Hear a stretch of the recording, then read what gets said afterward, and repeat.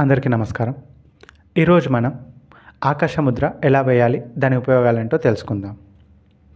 ఆకాశముద్ర వేయడానికి ముందుగా మన చేతిని వెల్లకిలా పెట్టి, ఆకాశతత్వానికి ప్రతీక అయిన మన మధ్యవేలుని, అలాగే అగ్నితత్వానికి ప్రతీక అయిన బొటనవేలిని 2 చివరల్ని కలిపేలా పెట్టాలి. 3 వేళ్ళని అలాగే నిటారుగా ఉంచేసి ధ్యాన సాధనలో కూర్చోవాలి. ఈ విధంగా మనం ఆకాశముద్రని వేస్తాము. దీనివల్ల కలిగే ఉపయోగాలు: ఆకాశముద్ర వేయడం వల్ల మనసు, శరీరం అనేది పూర్తిగా చాలా ప్రశాంతంగా, ఇంకా టెన్షన్ ఫ్రీగా మారిపోతుంది.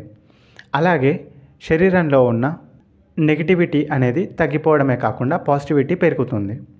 దీనివల్ల శరీరంలో కీళ్ళ నొప్పులు కానీ, కండరాల నొప్పులు కానీ తగ్గిపోవడం, ఇంకా పటిష్టంగా మారడం జరుగుతుంది. దీనిని రోజు